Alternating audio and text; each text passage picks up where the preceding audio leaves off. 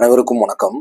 இந்த வீடியோலாம் பார்க்க போகிறோன்னு பார்த்தீங்கன்னா, 6th ஸ்டாண்டர்ட் ஹிஸ்ட்ரியில் யூனிட் 2 ஹியூமன் எவல்யூஷன், அதாவது மனிதனுடைய பரிணாம வளர்ச்சி அப்படின்னு பார்க்க போகிறோம். 6th ஸ்டாண்டர்ட் தான், ஆனால் ரொம்ப ஷார்ட்டாக தான் இருக்கும். ஒரு 2 பக்கம் 3 பக்கத்துலேயே முடிஞ்சிடும். சரிங்களா? ஸோ இது மட்டும் இல்லாமல் பார்த்தீங்க அப்படின்னா, உள்ளே கான்வர்சேஷன்லாம் நிறைய கொடுத்துருக்க மாதிரி இருப்பாங்க. ஓகேங்களா? அது எல்லாத்தையும் ஸ்கிப் பண்ணியாச்சு.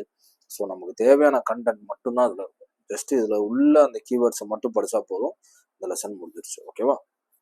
ஓகே, ஃபஸ்ட்டு இந்த பாடத்தில் என்னென்னலாம் தெரிஞ்சுக்கலாம் அப்படின்னா, to know the origin of humans, to learn stage of human evolution, nomadic, hunting, gathering, settled life, to understand the use of fire and wheel, to know significance of rock paintings, to know stone implements of prehistoric humans.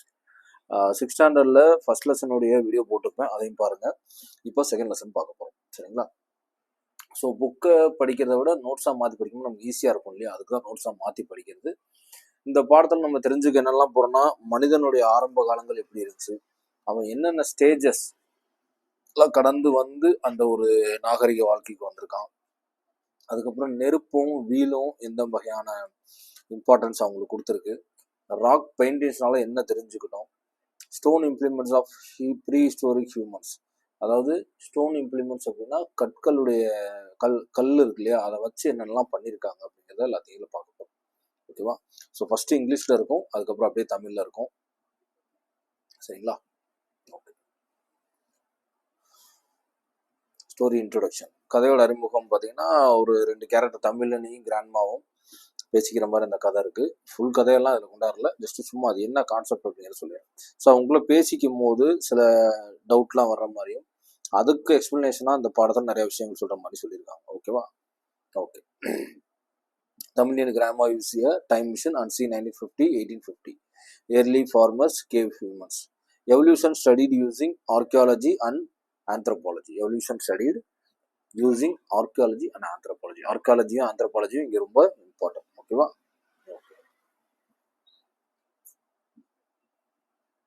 So first archaeology and ஆந்த்ரோபாலஜினா என்ன?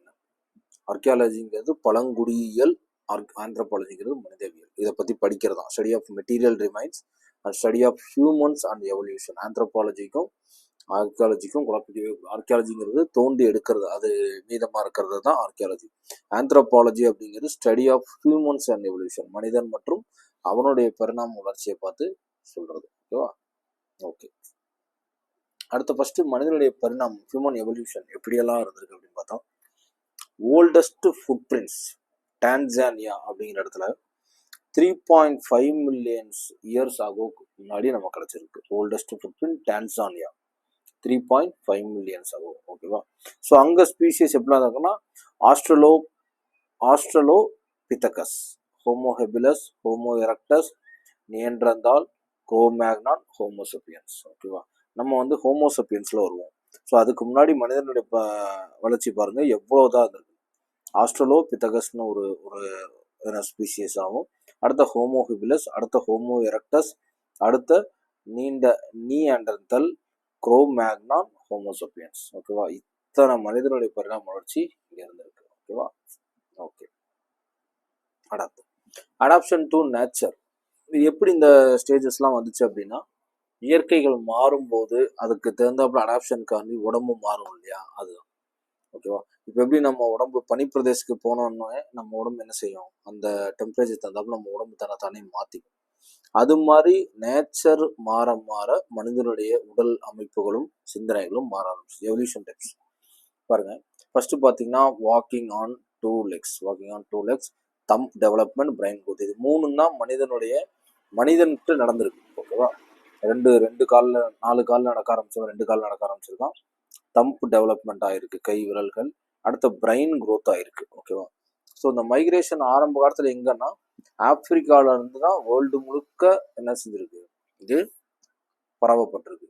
Climate differences created races சொன்னா இல்லையா, climate எங்கெங்கெல்லாம் டிஃப்ரென்ஷியன்ஸ் ஆயிருக்கோ அங்கெல்லாம் புது விதமான races உருவாயிருக்கு. ஓகேவா? ஸோ தமிழில் அப்படியே இருக்கு, தமிழில் படிக்கிறவங்க இதை பார்த்து படிச்சுக்கலாம். ஓகேவா? ஓகே, 2 கால் நடப்பது, கட்டைவிரல் வளர்ச்சி, மூளை வளர்ச்சி, ஆப்பிரிக்கா டு உலகம் கால்நிலை வேறுபாட்டால் இந்த மகிழ்வு அடுத்த ஹண்டிங் அண்ட் கேதரிங் லைஃப். இவங்க எப்படி வேட்டையாடி இதெல்லாம் சேகரித்து இவங்க வாழ்ந்தாங்க. இவங்க ஃபஸ்ட்டு பார்த்தீங்கன்னா lived in groups of 30 to 40, ஒரு 30-40 பேராக என்ன செய்யணும், குரூப்பாக வாழ்ந்துருக்காங்க. நொமேடிக், ஓகேவா, நொமேடிக்.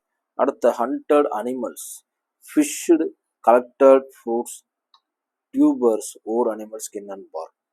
அதாவது என்ன அப்படின்னா ஒரு கூட்டமாக வாழ்ந்துருக்காங்க. நொமேடிக்னா அலைந்து திரியும் வாழ்க்கை. நொமேடிக் அப்படிங்கிறது என்னன்னா அலைந்து திரியிறது, ஒரு ஒரு இடத்துல நிலையா இல்லாமல் அலைந்து திரிஞ்சு வாழ்றாங்க. அதுக்கப்புறம் animals, fish, collected fruits, tubers அப்படிங்கிறது என்னன்னு பார்த்துருவோம். கிழங்கு, ஓகே, பழம் கிழங்கு. ஓகே, டியூபர்ஸ் அப்படிங்கிறது பழம் கிழங்கு. ஸோ அது எல்லாத்தையும் இவங்க என்ன சொல்கிறது, தோண்டி சேகரித்து சாப்பிட்ருக்காங்க. ஸோ அனிமலோட ஸ்கின்னையும் இலைதலைகள் இருக்கு இல்லையா, அதான் பார்க்குன்னு சொல்லுவாங்க. இது எல்லாத்தையுமே இவங்க ட்ரெஸ் மாதிரி பயன்படுத்திருக்காங்க. எப்போல்லாம் இவங்க மூவ் ஆயிருக்காங்கன்னா, வென் ஃபுட் எண்டட், ஒரு இடத்துல சாப்பாடு இல்லைன்னா அதை தேடி திரும்ப போக தானே செய்வாங்க, வேற வழி இல்லைல்ல. ஸோ அப்படி போக ஆரம்பிச்சிருக்காங்க. அடுத்து பார்த்தீங்கன்னா தமிழ் அதே இது கொடுத்துருக்கு, மிருகத்தோல் மரச்சிலந்து. ஓகே, அதே தான். அடுத்த ஹண்டிங் மெத்தட்ஸ், இவங்ககிட்ட எத்தனை விதமான மெத்தட்ஸ் இருந்திருக்கு.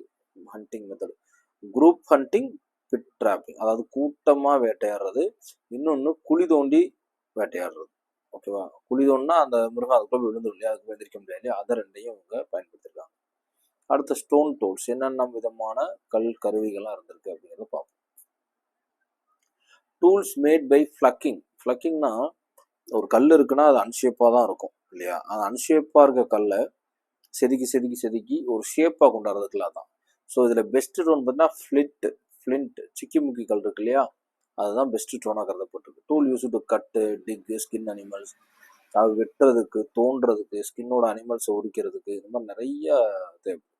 கல் உரித்து கருவி தயாரித்தல் சொன்னேன் இல்லையா, அதான். அடுத்த டிஸ்கவரி ஆஃப் ஃபயர், நெருப்பை இவங்க எப்படி கண்டுபிடிச்சாங்க. இங்கிலீஷில் பார்த்தீங்கன்னா learned fire from lightning. First இவங்களுக்கு நெருப்பு எப்படி தெரிஞ்சிருக்கும் அப்படின்னு தெரிஞ்சிருக்க வாய்ப்பு இருக்குது அப்படின்னா, லைட்னிங்னா மின்னல் இல்லையா, அப்போ அந்த மின்னல் மேபி இடி விழுந்திருக்கலாம், இடி விழுந்து என்ன செஞ்சுருக்கலாம், நெருப்பு அந்த இடத்துல பற்றி இருந்திருக்கலாம். ஓகேவா, ஸோ அந்த மாதிரி ஆயிருக்கலாம். அதுக்கப்புறம் தான் இவங்களுக்கு அந்த அறிவு வரப்பட்டிருக்கும். எப்படின்னா, ஓகே, இந்த நெருப்பை வச்சு குக் பண்ணுறது, நெருப்பை பார்த்து பயந்துருக்கும் மிருகம், சேஃப்டிக்கு, லைட்டு வெளிச்சமாக இருக்கும், கண்ணு நல்லா தெரிஞ்சிருக்கும், ஹீட்டாக இருந்திருக்கும், இதெல்லாம் அவங்க உணர்ந்திருப்பாங்க. மேட் ஃபயர் யூஸிங் ஃப்ளண்ட் ஸ்டோன்ஸ், இவங்க எப்படி அதுக்கப்புறம் கல்லால் வச்சு என்ன சொல்கிறது, அந்த சிக்கிமுக்கி கல்லை வச்சு நெருப்பு வரும் இல்லையா, ஸோ அதை வச்சு இவங்க கண்டுபிடிச்சிருக்கலாம். ஓகேவா, ஸோ மின்னலால் ஏற்பட்ட தீயிலிருந்து நெருப்பை அறிந்தனர். ஃபஸ்ட்டு சொன்ன மாதிரி தான், ஃபஸ்ட்டு இதே அதுதான். ஓகேவா, ஓகே. அடுத்த இன்வென்ஷன் ஆஃப் வீல். வீலோட இன்வென்ஷன் எப்படி உங்களுக்கு தெரிஞ்சிருக்கும் அப்படின்னா, ஒரு கல் இருந்திருக்கலாம், மேபி ரவுண்டாக இருந்திருக்கலாம், அந்த அது சுற்றும் போது அது அப்படியே சுற்றிட்டே இருந்திருக்கலாம். ஓகேவா, ஸோ அதை ஒரு ஐடியாவை வச்சு இவங்களால என்ன செஞ்சிருக்க முடியும், வீலை கண்டுபிடிச்சிக்க முடியும். மேஜர் இன்வென்ஷன் இதுதான் ஃபஸ்ட்டு மேஜர் இன்வென்ஷன், ஒரு பெரிய கண்டுபிடிப்பு. இதை வச்சு என்ன செஞ்சிருக்கலாம், பானையை உருவாக்கியிருக்காங்க. உருண்டு வரும் கற்களின் சக்கர யோசனை மிகப்பெரிய கண்டுபிடிப்பு, பானை தயாரிப்பை எளிதாக்கியது. ஓகேவா, அடுத்த பானை, அதுக்கப்புறம் ராக் பெயிண்டிங்ஸ், இது ரொம்ப ரொம்ப முக்கியம். அப்புறம் clay pots baked in fire. Clay பாட்ஸ்னால் மண்ணாலான பானைகளை என்ன சொல்கிறாங்க, நெருப்பில் சுடுறாங்க. Natural dyes from roots, leaves. இப்போ இலையெல்லாம் அரைச்சி தேய்ச்சோம்னா அது கலராக பச்சை கலர் ஆகும், ரூட்டை தேய்ச்சா அது ஒரு கலர் ஆகும் இல்லையா, அந்த மாதிரி நேச்சுரல் அந்த கலரை உருவாக்கியிருக்காங்க பானையில். அடுத்த 750 கேவ்ஸ் இன் இந்தியா. 750 கேவ்ஸ் இருக்குது இந்தியாவில். 500க்கும் மேற்பட்ட 500 கிட்டத்தட்ட 500 பெயிண்டிங்ஸ் உள்ள வரையப்பட்டிருக்கு. பெயிண்டிங்னா ஹண்டிங், டான்சிங், அனிமல். ஓகேவா, ஸோ இதெல்லாம் உங்களுக்கு பெயிண்டிங்கில் தெரிஞ்சிருக்கு. மண் பானையில் தீயில் வேக வைக்கப்பட்டன, வேறு இலை போன்றவற்றில் இயற்கை ரகசியங்கள். இந்தியாவில் 750 கோவில், 500க்கும் ஓவியங்களில் வேட்டை, நடனம், விலங்குகள் காணப்படும். புரியுதா. அடுத்த from nomadic to settle life.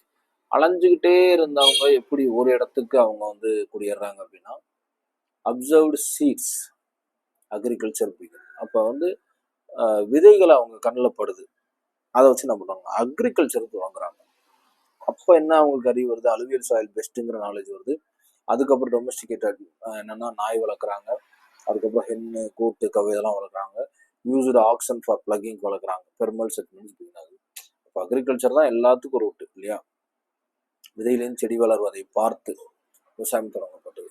So இதுலேருந்து தான் பிளான்ட்டை தேடி போனவங்க அந்த விதை கண்ணில் படுது. அப்போ இதுலேருந்து தான் வருதுங்கிறத கண்டுபிடிக்கிறப்ப அவங்களுக்கு விவசாய பற்றின நாலேஜ் வருது.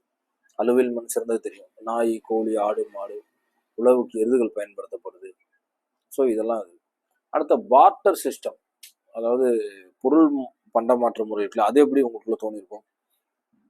எப்பயுமே இப்போ நம்மக்கிட்ட இருக்கிறத விட அதிகமாக இருக்கும்போது அது என்ன சர்ப்ளஸ் தானே. So surplus grain exchange for goods. இவங்களுக்கு சர்ப்ளஸ் கிரெயின் என்னன்னா, அவங்களுக்கு அதிகமான பொருள் மீதி ஆகும்போது அதை கொடுத்துட்டு வேற தேவையானதை வாங்குறது. ஸோ இப்படி தான் ட்ரேட் அண்ட் காமர்ஸ் பிகின் ஆகிருக்கு. டவுன்ஸ் அண்ட் சிட்டிஸ் டெவலப் ஆகிருக்கு. தமிழில் பார்த்தீங்கன்னா, அதிக தானங்களை மாற்றுப் பொருட்கள் பரிமாற்றினர், வர்த்தகம் தொடங்கியது, நகரங்கள் உருவாகின.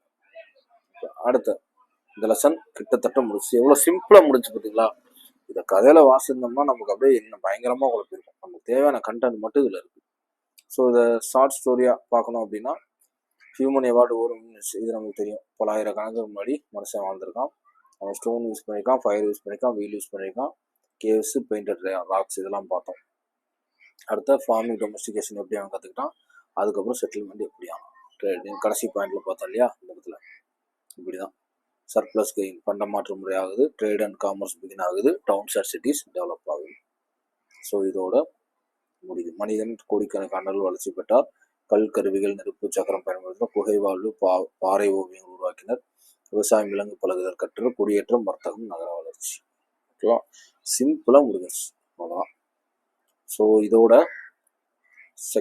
சிக்ஸ்த் லெசனில் உள்ள செகண்ட் ஹிஸ்ட்ரியில் உள்ள ஹியூமன் எவல்யூஷன் அப்படிங்கிற பாடம் முடிஞ்சு விட்டது.